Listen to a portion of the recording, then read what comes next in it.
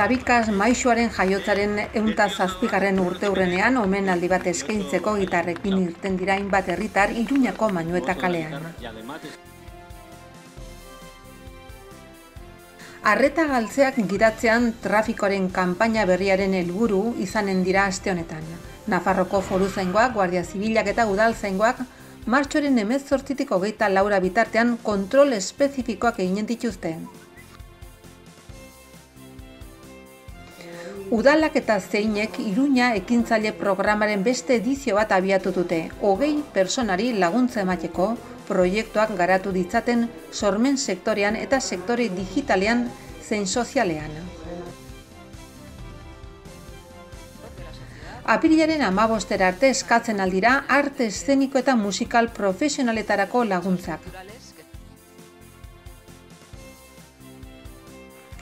Nafarroko haur eta kantari jaialdiaren azken emanaldia datorren larunbatean Ansoainen egingo.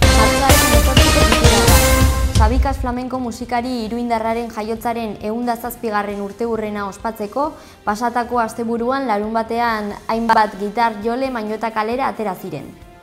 Sabikas etxea Flamenco on Fire eta Gaz Kalo Nafarroko ijituen elkarteko federazioak hiritar guztiei gonbita egin zieten asteburuan, Iruñako Mañueta kalean eguerdiko 12an, gitarra eskuan hurbiltzeko Sabikas Maisuaren jaiotzaren 107. urtea ospatzera.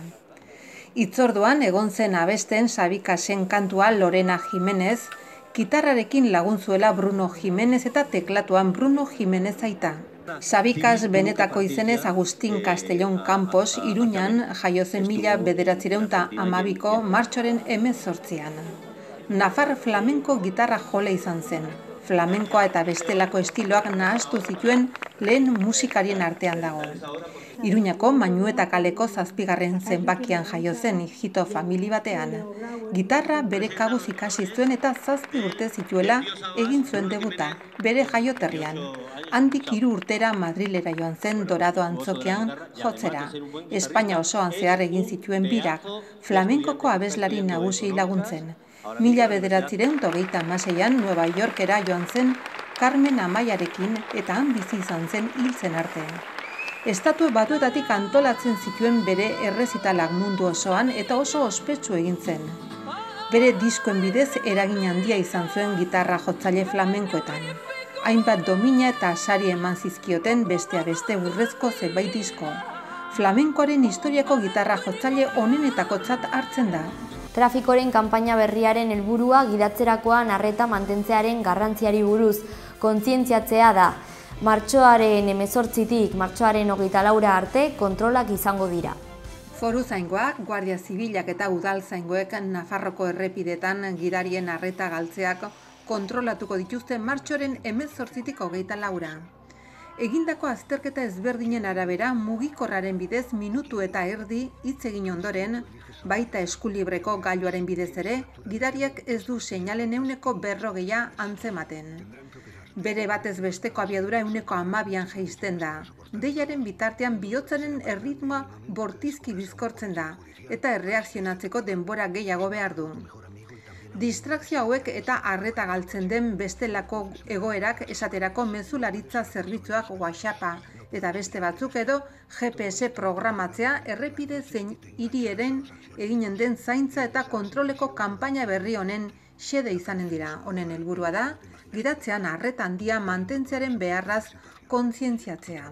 Gidatzean arreta galtzeak saihestea xede duen ekimen hau, bide segurtasuneko Nafarroko estrategiak gauzatutako ekintza planen barruan sartuta dago, eta pasaden udan abian jarritako kanpainaren jarraipena izatea nahi da, bereziki, mezuak bidaltzeko mugikorren erabilera ekiditeko.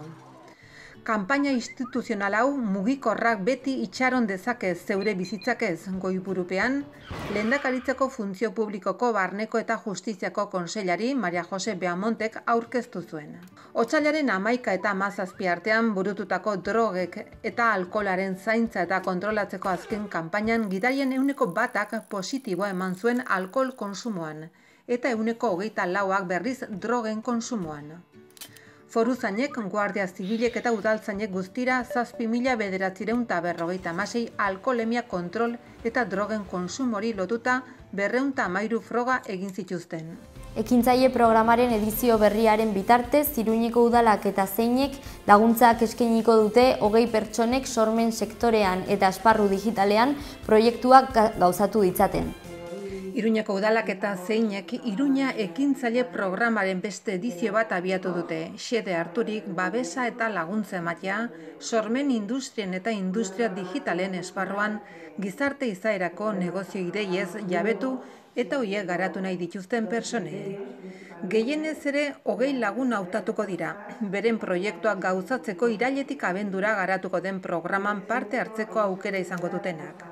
Sektore honetan negozio berriak sortzeko dauden aukeren berri emateko masterclass bat antolatu da martxoaren 27-ako Kondestableren jauregian interesa duten guztiei zabalik.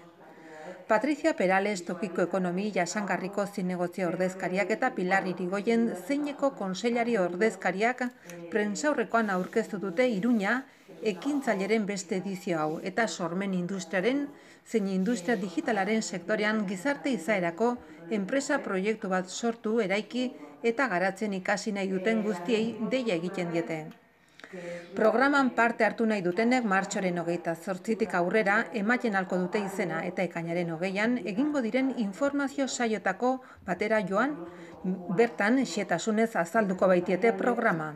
Parte hartzea eskatzen dutenen artean 20 lagun hautatuko dira. Hautatutako parte hartzaileek ekintzailetza proiektu bat sortzen eta egituratzen ikasiko dute, enpresa berri bat bilakatu dadin. Horretarako ekintzailetza arloko zeineko pertsonek eta sormen digitalizazio eta gizarte esparruetako espezialistek laguntza emango diote.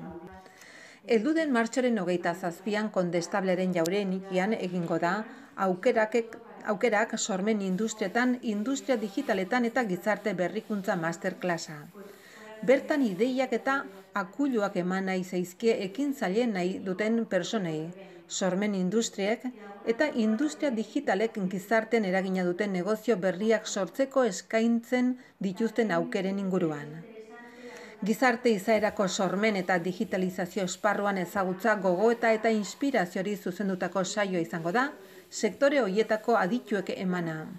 Jardunaldia goizeko 9:00 ordubitara izango da. Hasiera instituzionalaren ondotik ospe handiko adituek bere ikuspegiak emango dituzte sormen industria eta industria digitalari lotutako sektoretan gaur egun dauden aukerei buruz. Maria Sanz de Galdeano zeineko koordinatzaileak moderatuko duen mahai inguruan egingo da hori eta jarraian aurkitutako aukera komentatu eta eztabaidatuko dira.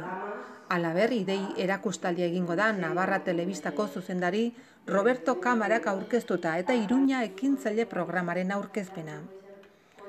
Masterclassean pertsona hauek parte hartzea aurreikusi da. Arturo Cisneros, Nafarroko ikus-entzunezkoen klusterreko kudeatzailea, Javier Lakuntza, Nafarroko kultur kirol eta isialdirako azpiegiturak entitatearen zuzendari nagusia.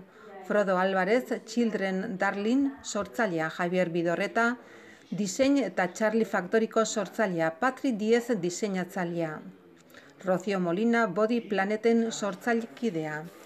Carles Sierra CSIk adimen artifizialeko ikerketa institutuko zuzendari ordea eta Mercedes Balkarzel Tomillo Fundazioko zuzendari nagusia. Arte eszenikoetara zuzendutako laguntzak eskatzeko epea zabalik da, zehazki apirilaren 15 arte. Osotara diru kopurua 552.000 eurokoa da. Kultura, Kirol eta Gazteria Departamentuak Nafarroko udalei zuzendutako diru laguntzak ematiko deialdia onartu du, 2019 urtean, foru komunitateko udal agertokietan arte eszeniko eta musikal profesionalen programazioa udal platea lokal bultzatzeko xedez. Laguntzen zenbatekoa 550.000 eurokoa da. Laguntza eskatzeko epea gaur astelenetik hasi eta apirilaren 15 arte luzatuko da, eta Nafarroko antzokien sareari atxikita dauden naiz agertoki baten titularrak diren udalek eskatzen halko dituzte, baldintza hauek betez gero. 10.000 eta 19.989 biztanle bitarteko populazioa 2018ko urtarrilaren batean duten udalerriek 40.000 euro bateko gutxienezko inbertsio egitea eta 40.000 euro arteko gehienez 9.989 biztanle dituzten udalerrien kasuan. Diru laguntzen xedea da laguntza ematea arte eszenikoen eta musikalen programazioari, publikoekin bitartekaritza egiteko jarduerei eta egoitzei, baita artista elkartuen beste ekintza batzoi ere, arte eszenikoen eta musikaren arloko profesionalak kontratatuz.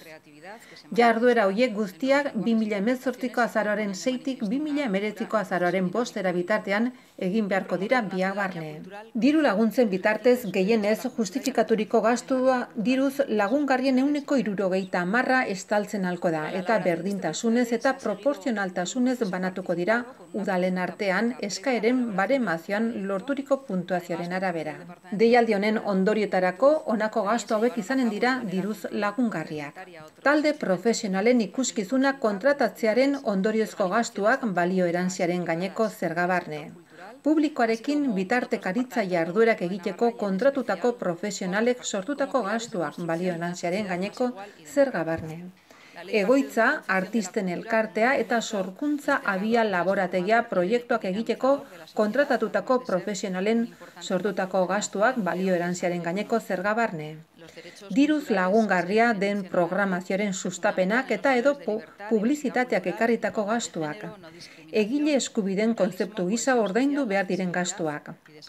Deialdi honetatik kanpo geldituko dira talde ez profesionalen kontratazioa, bidaia, garraio, otordu eta ostatu gastuak, herriko arte eta edo kultura entitaten parte hartzea duten jarduerak, toki eta materialen alokairuak, errefortzu teknikoak eta edo laguntza langileen kontratazioa eta Bianako Printzia erakundea kulturako zuzendaritza nagusiak diruz lagundutako edo sustatutako ikuskizunei dagozkien gastuak. Datorren larun batean martxoak 23 Nafarroako haur eta kantari jaialdiaren azken emanaldia ospatuko da Antsoainen. Nafarroko haur eta gaztetxo kantari jaialdiek 3 hamarkada baino gehiagoko ibilbidea dute. Euskarazko abestiak sustatzea dute helburu, haur eta gaztetxoen abesteko, dantzatzeko, jotzeko eta euskaraz gozatzeko aukera eta ilusioarekin batera. Nafarroatik sakabanatutako hainbat auditorium beteko dituzte. Kantuzale elkarteko kide den Amaia Dominguez Gonzalo kantolatzen dituen haur kantarien edizio hauek 4 jaialdi izaten ditu Nafarroko udalerri ezberdinetan. 5. emanaldi handia ahaztu gabe jaialdi nagusia, oraingoan apirilaren 13an. Aurreko urtetan bezala Nafarro oinez antolatzea egokitu zaion udalerriak antolatzen du jaialdi hoietako bat bere jardueren egutegian txertatuz. Aurten Nafarro oinez Nafarroko ikastolen festaren lekukoa Erriberara iritsi da eta urtengo edizioko 2. jaialdi horren antolaketa Argia ikastolako komunitatearen esku egonda. Tuterako Benjamin de Tudela, 2. hezkuntza ikastetxe institutoko ekitaldi aretoan ospatu zen eta Tuterako Argia ikastolatik, Tafallako Garcés de los Fallos ikastolatik, Lodosako Ibaialdi ikastolatik eta Zarrakazteluko eskolatik etorritako 6-16 urte bitarteko 50 bat haur eta gaztetxoren ahotsez gozatzeko aukera izan zen. Parte hartzaileen poza eta ilusio oso presente egon ziren baita agertokira igo aurreko nerbioak ere. Tokiko gonbidatu gisa, Griseras ikastetxeko gazte abes batzak eman zion ekitaldiari hasiera eta jarraian 2 modalitate ezberdinetan aritu ziren parte hartzaileek, bikoteka eta 3-15 urteko kide bitarteko taldetan. Mota askotako abestiak egon ziren, batzuk nahiago izan zituzten abesti herrikoiak, beste batzu berriz joera musikal berriak aukeratu zituzten. Abestiez gozatu ondoren parte hartzaileek txokolata da goxo bat dastatu zuten, Argia ikastolako familien inplikazioari esker. Aurrek esperientzia honetaz gozatzea da helburua, horretarako beharrezko izaten da parte hartzen duten ikastetxeen jaialdiak egiten diren udalerrietako udalen eta Nafarroko gobernuaren inplikazioa. Aurten 3. eta azken jaialdia datorren larun batean martxoako 23an Antsoaingo antzokian ospatuko da arratsaldeko 6tan. Bertan, Lesakako Tantirimairu ikastolako ikasleek Lekunberriko Aralar musika eskolako bakarlaria, Orkoingo eskolako ikasleak, Noaingo eskolakoak, Sanduzelaiko eskolakoak, Jaso ikastolakoak eta Iruñako Rompekuerdas musika eskolakoak topatuko dira. 104 abeslarik 16 abesti interpretatuko dituzte, 2 txandatan banatutako jaialdia aberatzean. Eta urtengo edizioni amaiera emango dion ekitaldi nagusia, Nafarroko gaur eta gaztetxo jaialdi nagusia erran bezala apirilaren 13an Barañaingo auditorioan izanen da arratsaldeko 6etan. Bertan aurreko 3 jaialdietako 200 partaide inguru entzuteko aukera izanen da.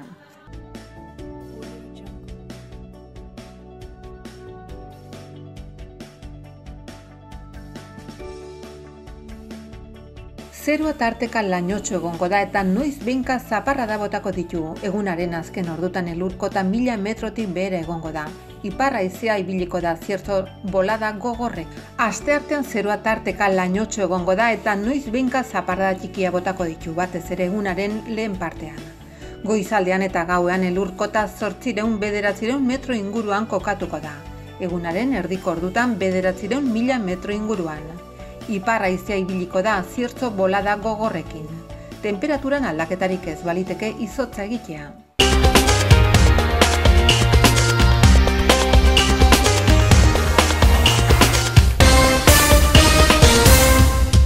Sabikas Maisuaren jaiotzaren 107. urteurrenean omenaldi bat eskaintzeko gitarrekin irten dira hainbat herritar Iruñako Manueta kalean.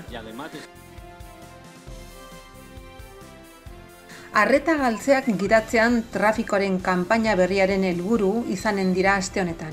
Nafarroko Foruzaingoak, Guardia Zibilak eta Udaltzaingoak martxoaren 18tik 24 bitartean kontrol espezifikoak eginen dituzte. Udalak eta zeinek Iruña ekintzaile programaren beste edizio bat abiatu dute, 20 pertsonari laguntza emateko, proiektuak garatu ditzaten sormen sektorean eta sektore digitalean zein sozialean. Apirilaren 15 arte eskatzen aldira arte eszeniko eta musikal profesionaletarako laguntzak. Nafarroko haur eta kantari jaialdiaren azken emanaldia datorren larunbatean Ansoainen egingo